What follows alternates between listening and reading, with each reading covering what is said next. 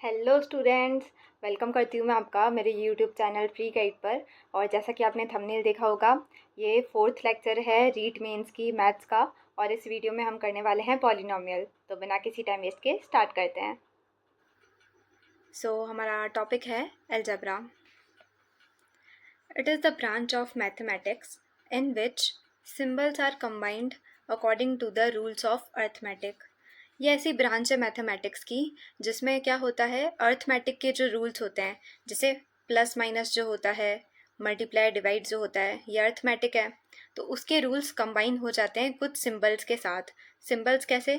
जैसे x plus Y या x multiply by Y. तो ये जो अर्थमेटिक के रूल्स है वो कुछ सिंबल्स के साथ कंबाइन हो जाते हैं। उसी ब्रांच को हम क्या बोलते हैं? अलजेब्रा बोलते हैं।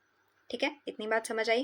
अब अलजेब्रा पढ़ने से पहले कुछ ऐसे टर्म्स होते हैं जो हमें जानना ज़रूरी है, जो आगे हर क्वेश्चन में मतलब काम आते हैं, कि हमें पता तो लगे एग्जैक्टली क्वेश्चन में पूछा क्या जा रहा है ना। तो हम बचपन से वैसे पढ़ते आ रहे हैं, आपको क्लियर भी होगा, नहीं होगा अगर कुछ डाउट्स है तो आज इस वीडियो में सारे डाउट्स क्लियर हो जाएंगे, तो एंड तक ज़रूर देखना। अब हम देखते हैं कुछ टर्म्स। फर्स्ट आता है वेरिएबल। वेरिएबल का मतलब symbols for number which are not known. Which are not known मतलब जो हमें ज्ञात नहीं है। मतलब कैसी संख्या? अज्ञात संख्या। कैसी संख्या है? अज्ञात है, जिसका मान हमें पता ही नहीं है, जिसकी वैल्यू हमें नहीं पता है। तो वो वेरिएबल्स क्या होते हैं? जैसे एक्स वाई जेड हम बोल सकते हैं, एक्स वाई जेड बोल लो, ए बी सी बोल दो, कुछ भी बोल दो। ऐसे वेरिएबल्स जिनकी संख्या हमें नहीं पता है, हमें अज्ञात है, तो उनको क्या बोलते हैं? हम वेरिएबल्स बोलते हैं। जैसे फिर उसके बाद आता है कांस्टेंट। कांस्टेंट यानी फिक्स्ड वैल्यू, जो हमें पता है, नोन वैल्यू जो होती है, या ज्ञात संख्या, ज्ञात है। अब जैसे इसमें क्या है, 2 हमें पता है, 2 2 ही होता है। 5 एक कांस्टेंट है, तो 2 एंड 5 आर कांस्टेंट्स। ठीक है, इतनी बात समझ आई। और एक्स वाई जेड क्या है? वेरिएबल।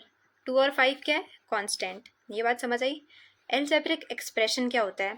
जैसे अगर मैंने केवल लिख रखा है 2x, या मैंने केवल लिख रखा है 3+x, तो ये अपने आप में क्या है?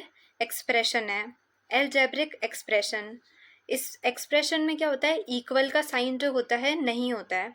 इक्वल का साइन नहीं होता है, केवल इंडिविजुअल आपको क्या दे रखी होती है? टर्म्स दे रखी होती है। इनको हम इंडिविजुअली क्या बोलते हैं? टर्म्स बोलते हैं। क्या बोलते हैं? टर्म्स। अगर x+2 बराबर 5 में लिख दूँ तो इसमें क्या साइन आ गया? इक्वल का साइन आ गया। इक्वल का साइन आते ही ये क्या बन जाती है? अलजेब्रिक इक्वेशन बन जाती है। एक्सप्रेशन में क्या होता है? इक्वल का साइन नहीं होता है। इक्वेशन में क्या होता है? इक्वल का साइन आ जाता है। जैसे x+2 बराबर 5, तो यहाँ से आप कैलकुलेट करके x की वैल्यू आपकी क्या आ जाएगी? 3 आ जाएगी। सिंपल। आई होप आपको समझ आया होगा टर्म्स क्या होती है। जो हमें केवल ये दे रखा होता है ना, 2x 3+x, ये सब क्या है? टर्म्स है। और इन्हें हम क्या बोलते हैं? अलजेब्रिक एक्सप्रेशन बोलते हैं। इक्वेशन क्या होती है? जिसमें इक्वल का साइन होता है। 2 और 5, 1 और 2, ये सारे क्या है? नंबर्स है, फिक्स्ड वैल्यू है, तो इन्हें हम क्या बोलते हैं? अलजेब्रा में कांस्टेंट बोलते हैं। वेरिएबल्स क्या होता है? जो अज्ञात संख्या है, जो हमें नहीं पता है, जैसे x y z, a b c, p q r, ये सब क्या होते हैं? वेरिएबल्स होते हैं। एक और चीज़, जैसे अगर लिख रखा है 2x, तो x के यहाँ पर ये मल्टीप्लाई में दे रखा है 2, तो हम इसको क्या बोलते हैं? कॉफिशेंट।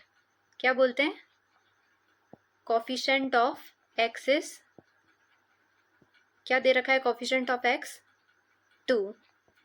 ठीक है, 2 दे रखा है यहाँ पे। 2x में x का कॉफिशेंट क्या है? 2 है। मतलब इसके साथ में जोड़ी में कौन है? 2। तो कॉफिशेंट टर्म भी ध्यान रखेंगे। अभी हमने क्या पढ़ा?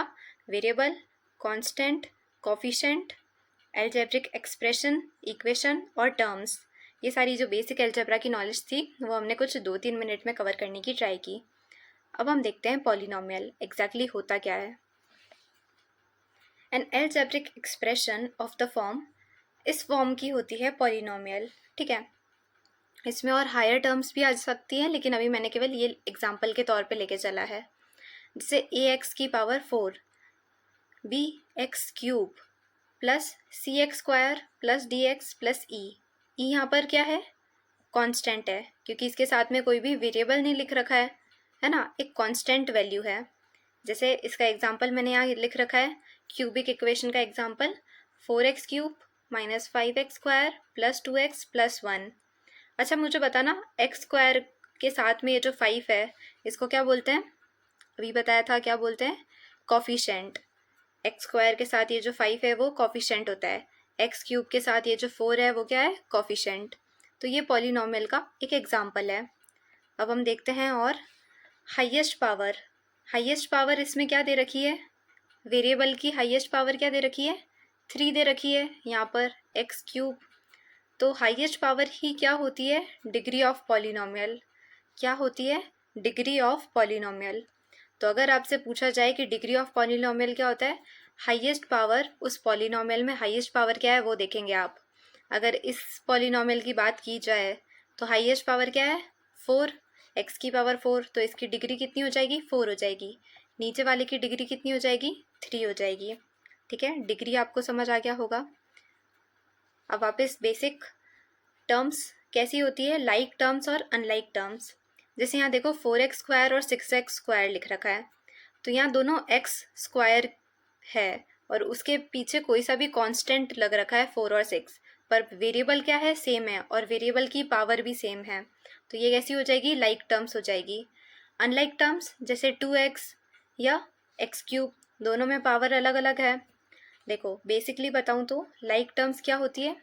एक तो जो वेरिएबल है वो सेम होना चाहिए। मैं चाहती तो आपको डायरेक्ट ये भी पढ़ा सकती थी, है ना?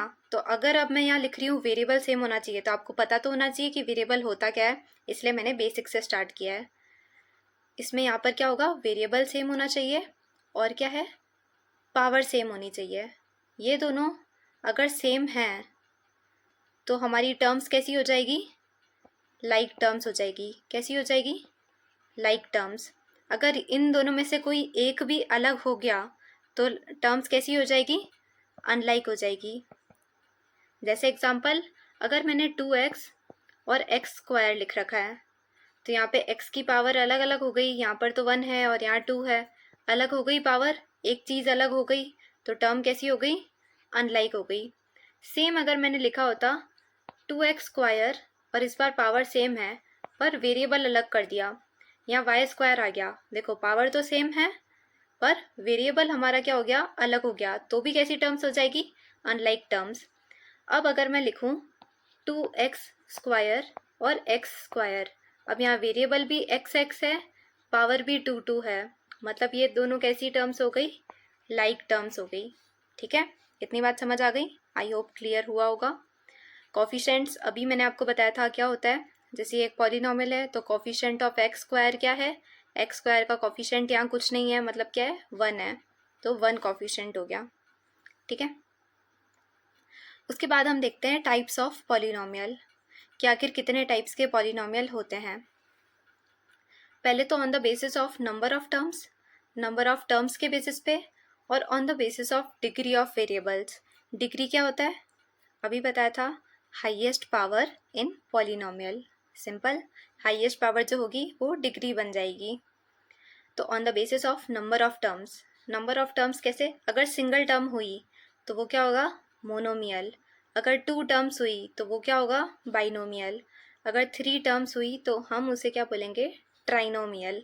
जैसे एग्जांपल, मोनोमियल में सिंगल टर्म मतलब 4x, 7y या 6z, ये सब अकेली अकेली टर्म्स दे रखी है सिंगल टर्म, तो किसका एग्जांपल हो गया? मोनोमियल का। 2 टर्म्स यानी जैसे 4x³ प्लस 7x, 2 टर्म्स थी सिंगल वाली, उनके बीच ऑपरेशन लगा दिया प्लस का, तो डबल टर्म्स बन गई, डबल टर्म बनते ही बाइनोमियल हो गया। ट्राइनोमियल यानी 3 टर्म्स के बीच हमने कुछ ऑपरेशन लगा दिया प्लस माइनस, तो क्या हो गया? 4x³ plus 2x² minus x, 3 terms हो गई, तो ट्राइनोमियल। ठीक है, ये on the basis of terms हमने पढ़ा। अब on the basis of degree, degree के बेसिस पे कैसे?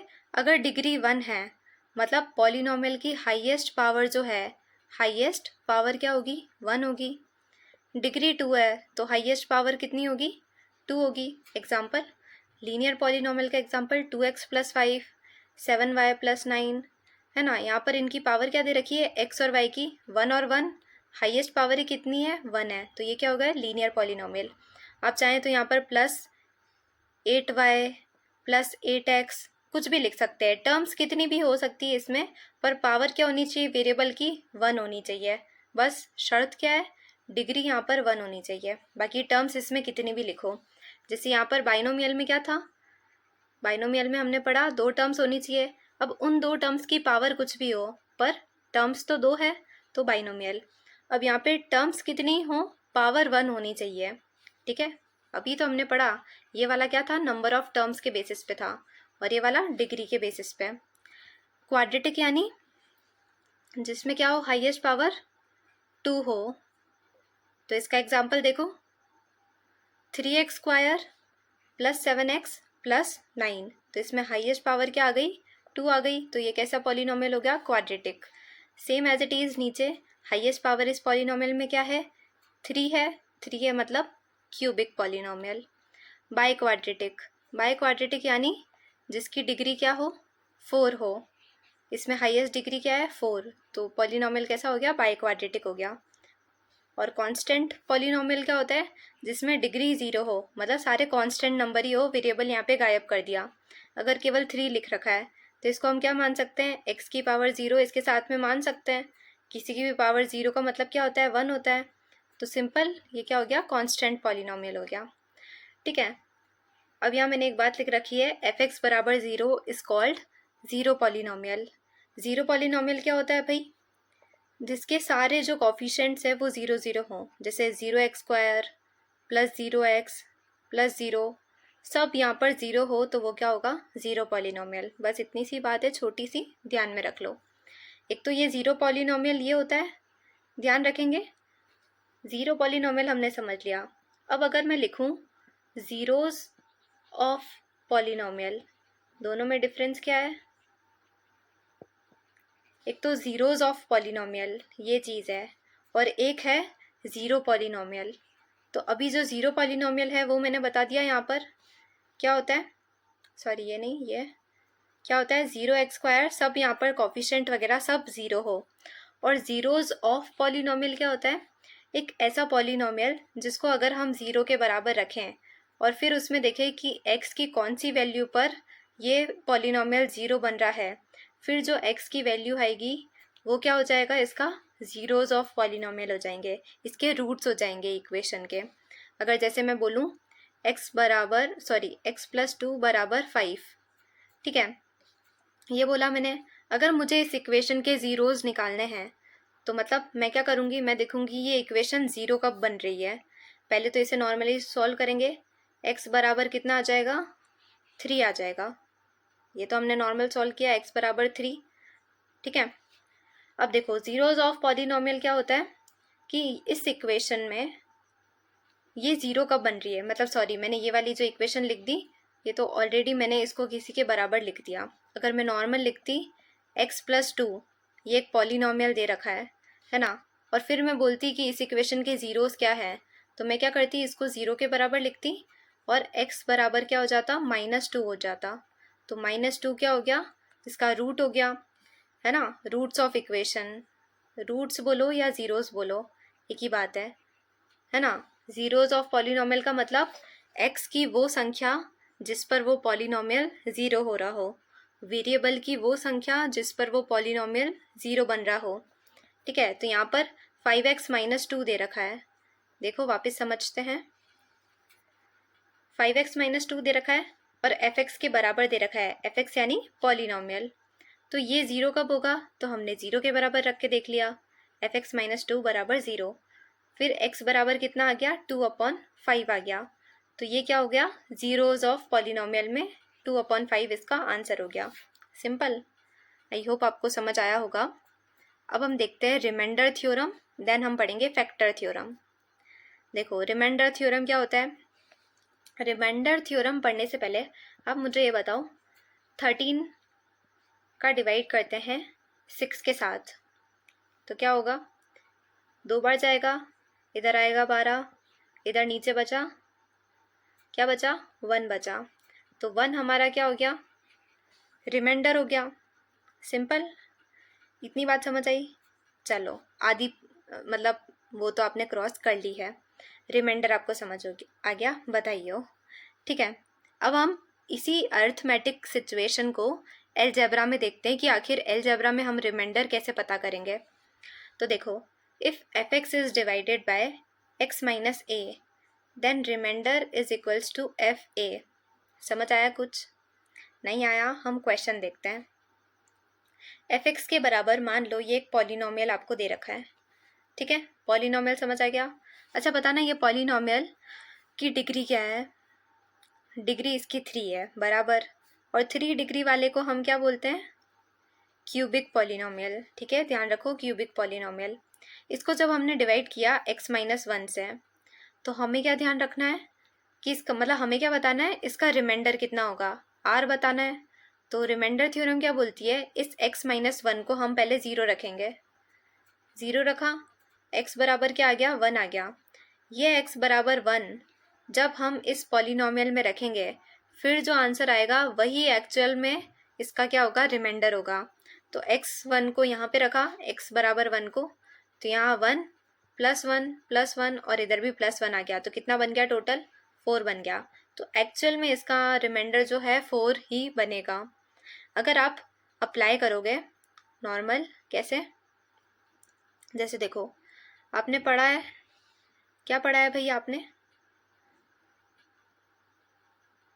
X cube plus x square plus x plus 1।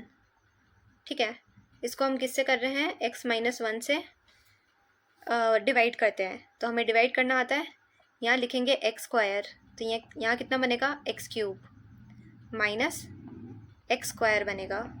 फिर हम दोनों जगह माइनस लगा देंगे, इधर प्लस हो जाएगा, माइनस माइनस, तो ये दोनों कैंसिल।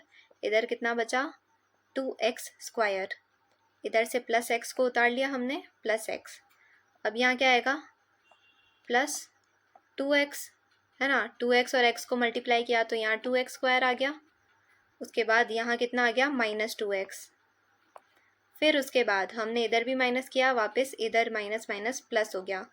ये कितना बना हमारे पास, ये कितना बना, 3x। 3x और उधर से क्या हमने उतारा वापस, प्लस 1। अब मैं यहाँ पर करूँगी प्लस 3, तो ये 3 जब इस x से मल्टीप्लाई होगा तो 3x आ जाएगा। और माइनस 1 से मल्टीप्लाई होने के बाद क्या बनेगा, माइनस के 3। अब फिर वापस मैंने यहाँ माइनस किया और माइनस माइनस यहाँ प्लस हो गया। तो 3x कैंसिल, प्लस 3 और प्लस 1, लास्ट में आंसर क्या आया, 4। तो इतना पूरा डिवाइड करने के बाद हमारा रिमाइंडर निकला 4। उसी को रिमाइंडर थ्योरम ने क्या कर दिया, शॉर्ट कर दिया।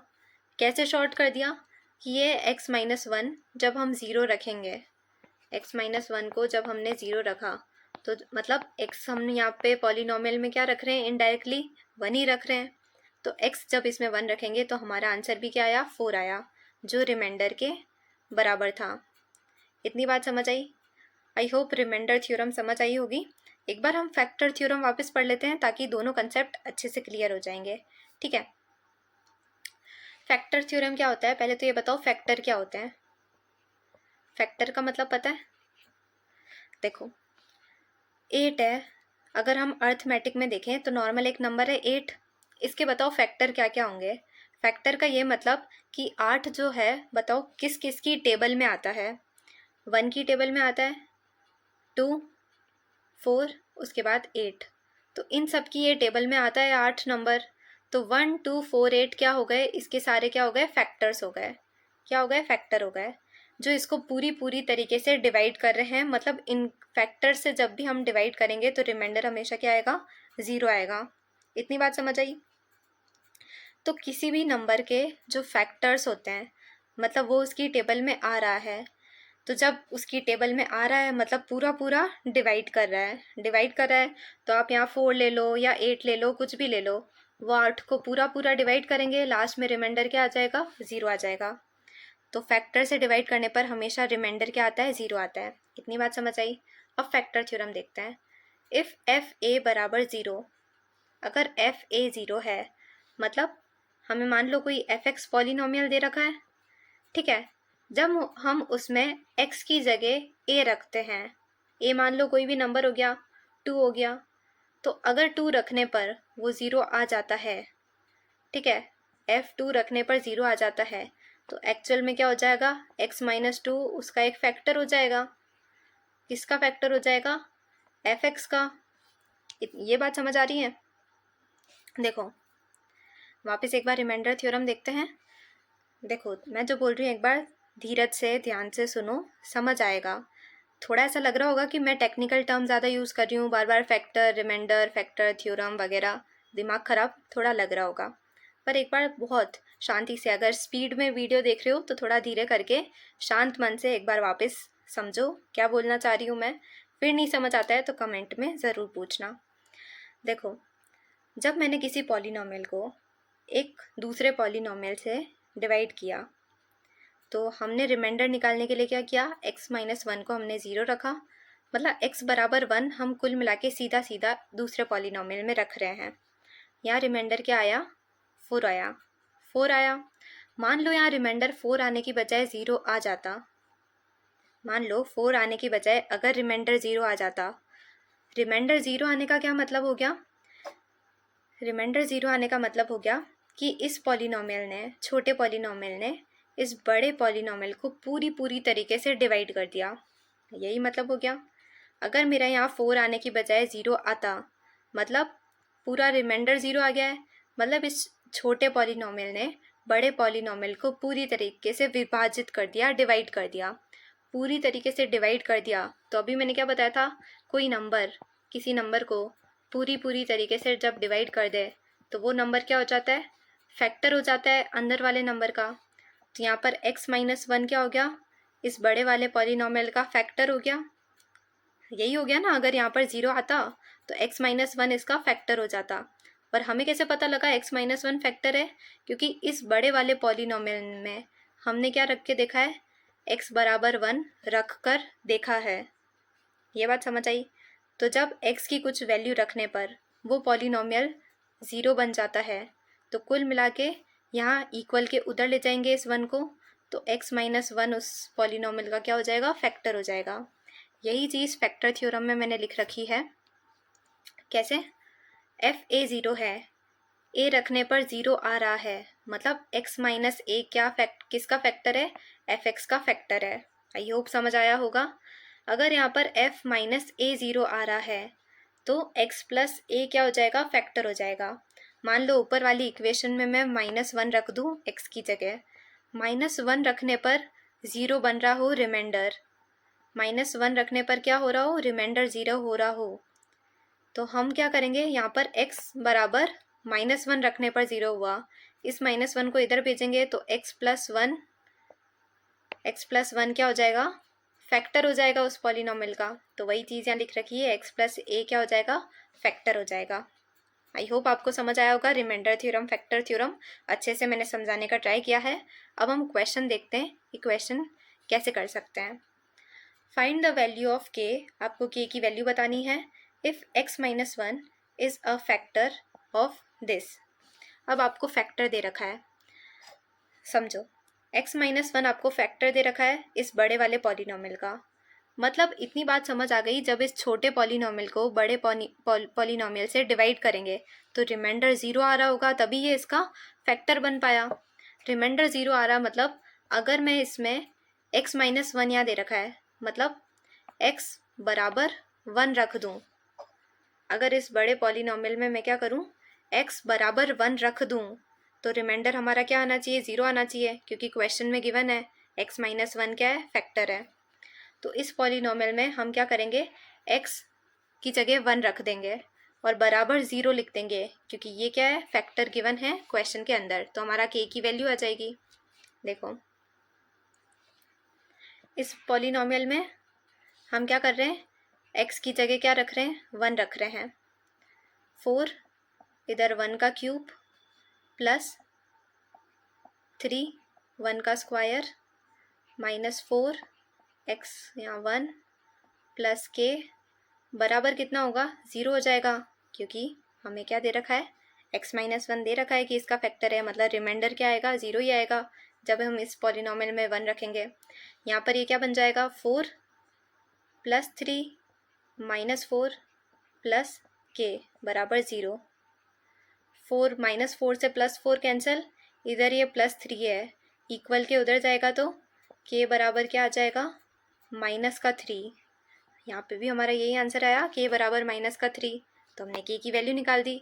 सिंपल था क्वेश्चन ये तो, आई होप समझ आया होगा आपको। उसके बाद अगला क्वेश्चन देखते हैं। If this polynomial is divided by this then find the remainder. अब हमसे पूछा है रिमाइंडर बताओ भाई, तो हमें सिंपली क्या करना है, अगर कुछ भी समझ नहीं आया अभी तक मैंने जो पढ़ाया हो तो अब रामबाण क्या ध्यान रखोगे, जब भी रिमाइंडर निकालने का बोल रहा है तो जो छोटा पॉलिनोमियल है जिससे हम डिवाइड कर रहे हैं उसको किसके बराबर रख देना है, 0 के बराबर रख देना है। तो x का आंसर क्या आ जाएगा, -2। फिर जो x का आंसर आए इस बड़े वाले पॉलिनोमियल में रख देना, सॉल्व कर देना, जो आंसर आ रहा हो लास्ट में वही क्या हो जाएगा, रिमाइंडर हो जाएगा। सीधी बात, समझ आ गया। देखो x बराबर -2 रखा हमने भी यहाँ पर, यहाँ -2 की power 4 -8x³ plus x² plus 3x के 6। इसको सॉल्व किया, -2 की पावर 4, अगर अंदर माइनस है और ऊपर इवन पावर है तो बाहर क्या आता है, पॉजिटिव आता है, तो यहाँ 16 आ गया। उसके बाद -2 और यहाँ इसकी पावर 3 है, ऑड नंबर आ गया, मतलब बाहर भी क्या आएगा, माइनस आएगा। तो बाहर जब माइनस आएगा तो इधर भी माइनस ऑलरेडी दे रखा है, तो माइनस माइनस प्लस हो जाएगा। तो 2 की पावर क्यूब यानी 8, और 8 × 8 64, इधर -2 का स्क्वायर 4, इधर 3 × -2 -6, और -6 ऑलरेडी दे रखा है। इसको नॉर्मली सॉल्व करने पर हमारा आंसर आया 72। मतलब जब हम x + 2 को इस पॉलिनोमियल से डिवाइड करेंगे तो रिमाइंडर एंड में क्या बचेगा, 72 बचेगा। इसको हमने सिंपल तरीके से सॉल्व कर दिया। ठीक है, गॉट इट। अगला क्वेश्चन देखते हैं। If x³ + 3x² - kx + 4 is divided by this then remainder is k। तो हमें ये बोल रखा है कि जब हम इस पॉलिनोमियल को इससे डिवाइड करते हैं तो रिमाइंडर ये आता है, पर आप बताओ k की वैल्यू क्या है। तो एक इक्वेशन तो यहीं बन गई हमारी जब इसने दे रखा है। देखो remainder, find the value of k। k क्या है, यहाँ पर रिमाइंडर दे रखा है। मैंने क्या बोला, अगर कुछ भी समझ नहीं आया तो हमें क्या करना है, ये जो छोटा पॉलिनोमियल दे रखा है x - 2, इसको 0 के बराबर रख दो। x की क्या वैल्यू आ गई, 2 आ गई। जो वैल्यू आई उसको बड़े पॉलिनोमियल में पुट कर दो। बड़े पॉलिनोमियल में पुट कर दी, और बराबर हमें क्या लिखना है, जो हमें रिमाइंडर दे रखा हो। रिमाइंडर हमें यहाँ क्या दे रखा है, k दे रखा है, तो यहाँ पर क्या आ गया, k आ गया। ठीक है, देखो ये तो मैंने बताया था पिछले वाले क्वेश्चन में भी कि ये करना है। बराबर हमने k कैसे लिखा, पिछले वाले क्वेश्चन में हमें रिमाइंडर निकालना था जिसका आंसर आया था 72। इस बार हमें और रिमाइंडर गिवन ही है कि k रिमाइंडर आएगा, तो हम क्यों फालतू का लोड लें, हम डायरेक्ट रख देंगे यहाँ पर k, क्योंकि रिमाइंडर दे रखा है ना भाई। ठीक है, और यहाँ क्वेश्चन में भी यहाँ k दे रखा है तो इधर भी ये k आ गया। 2 को हमने इस इक्वेशन में रखा, 2 का क्यूब 3 × 2 का स्क्वायर -2k + 4 बराबर k। सिंपली इस इक्वेशन को सॉल्व करा, सॉल्व करते करते एंड में k का आंसर क्या आ गया, 8 आ गया। सिंपल। तो ऐसे हमने यहाँ पर k की वैल्यू बता दी। सो आई होप इन 2-3 क्वेश्चन से आपको फैक्टर थ्योरम और रिमाइंडर थ्योरम का कंसेप्ट क्लियर हुआ होगा। अब हम देखते हैं normal operations on algebraic expressions. Algebraic expression पे ऑपरेशन कैसे लगते हैं, जैसे एडिशन एंड सब्ट्रैक्शन। अभी हमने क्या पढ़ी थी, लाइक टर्म्स पढ़ी थी फर्स्ट स्लाइड में। लाइक टर्म्स क्या होती है, एक बार वापस बताओ, क्या बताया था मैंने, सेम होना चाहिए। क्या क्या सेम होना चाहिए, 2 पॉइंट्स थे। पहला पॉइंट, वेरिएबल सेम होने चाहिए। दूसरा पॉइंट, उनकी जो पावर है पावर सेम होनी चाहिए। ठीक है, पावर बोलो या डिग्री बोलो, वो क्या होनी चाहिए, सेम होनी चाहिए पावर। अगर मैं लिख दूँ 9x² + x, तो क्या ये लाइक टर्म्स है, यहाँ पे पावर अलग अलग हो गई, मतलब इन दोनों की पावर अलग हो गई, तो अनलाइक टर्म्स को क्या है, हम ऐड नहीं कर सकते हैं। सिंपल। एडिशन और सब्ट्रैक्शन करने के लिए हमें क्या चाहिए, लाइक टर्म्स चाहिए होगी। एग्जाम्पल 9x² + 3x², दोनों में वेरिएबल x है और पावर क्या है 2 और 2, मतलब दोनों सेम है, मतलब लाइक टर्म्स तो है। तो ऐड करने पर क्या हो गया, ये 12x² हो गया, सिंपल। उसके बाद 7xy माइनस 5xy। अब देखो यहाँ xy है, इधर भी xy है, मतलब लाइक टर्म्स है और दोनों की पावर 1 1 है। तो ये कितना हो जाएगा, माइनस हो के -2xy। ठीक है, इतनी बात समझ आ गई।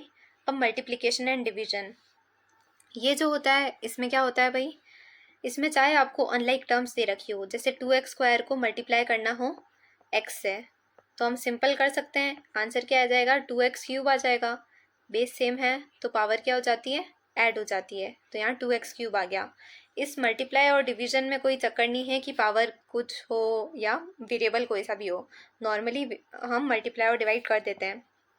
जैसे 2x दे रखा है, तो 2x को अगर हमें मल्टीप्लाई करना है y से, तो मल्टीप्लाई कर सकते हैं। आंसर क्या आ जाएगा, 2xy आ जाएगा, सिंपल।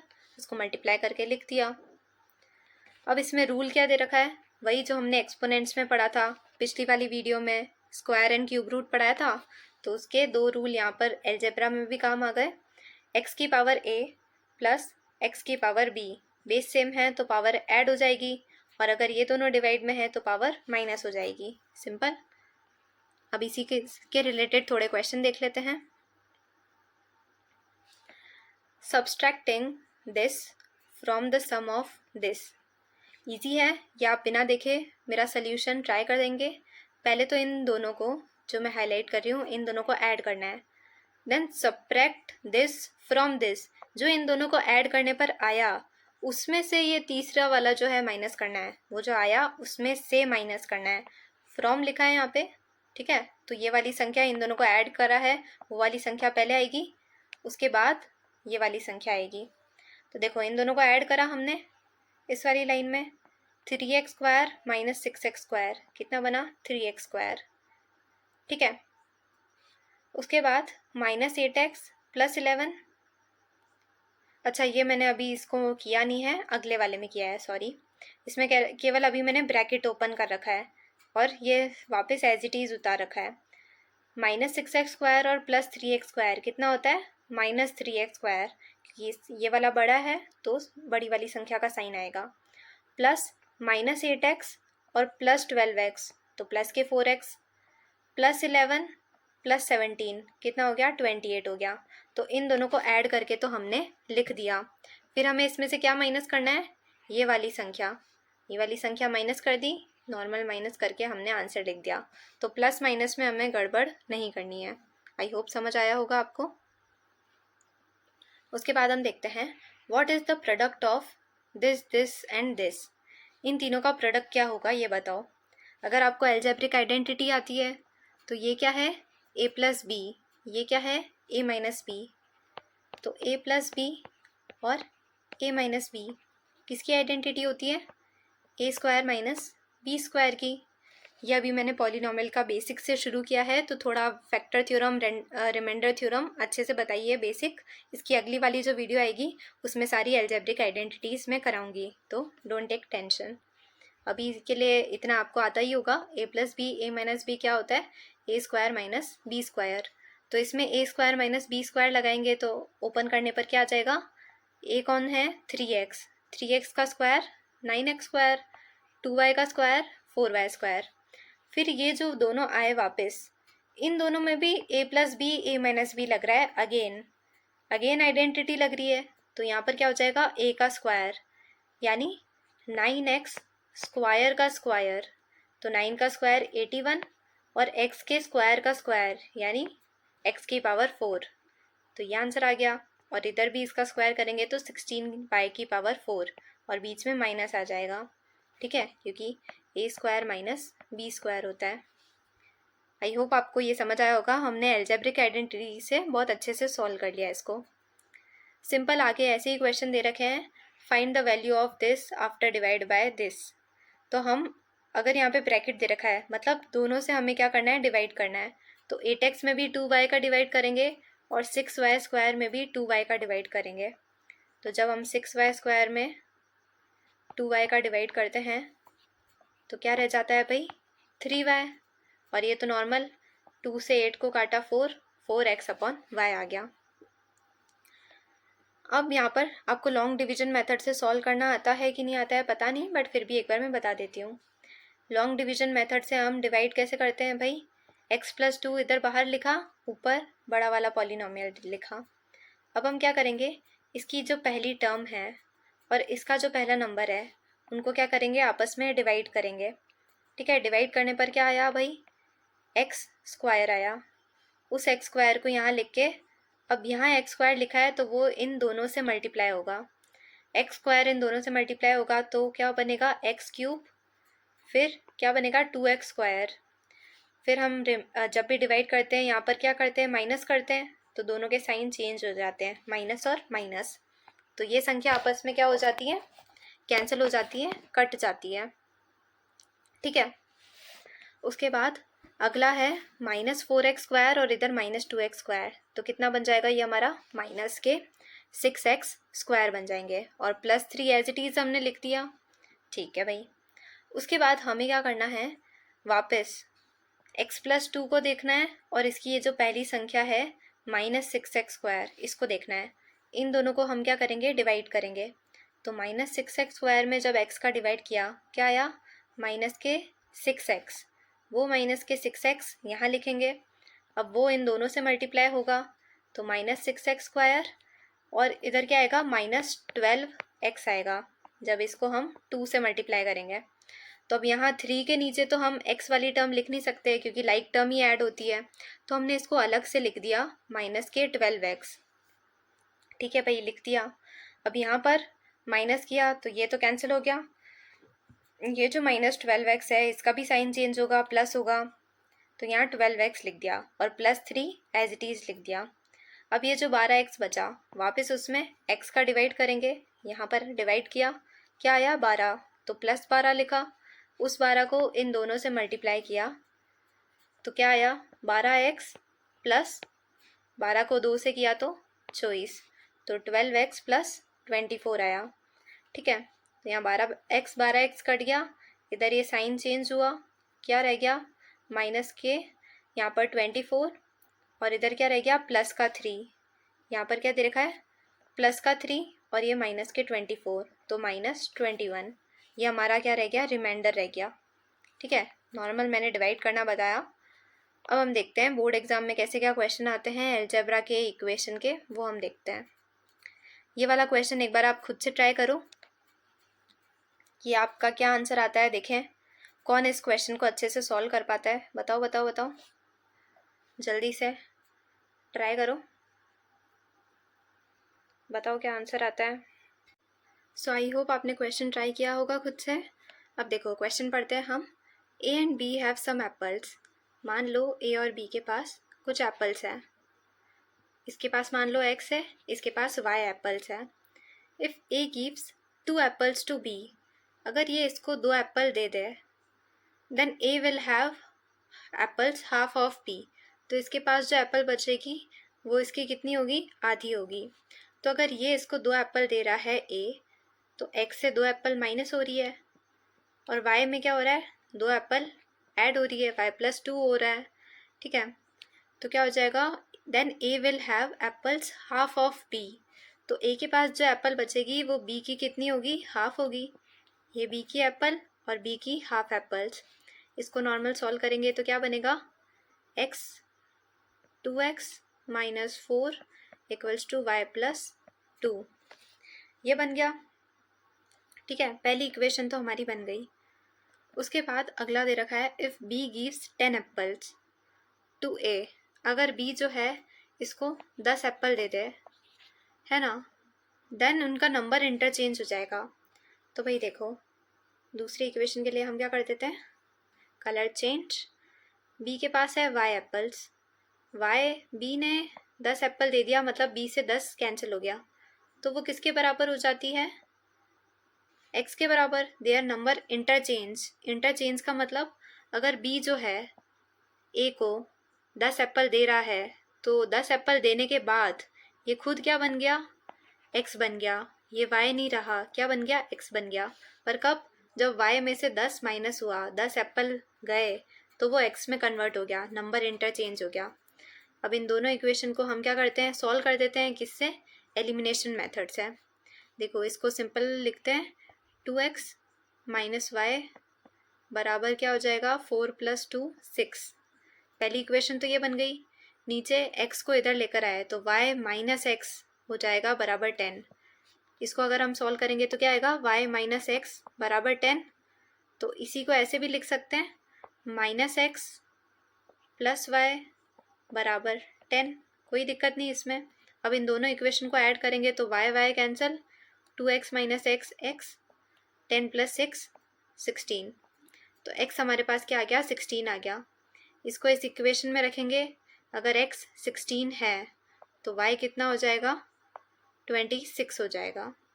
ठीक है, इस इक्वेशन से हमने y निकाल दिया। अब क्वेश्चन में क्या पूछा है, how many apples does both a and b have. दोनों के पास कितनी एप्पल है, मिला दो।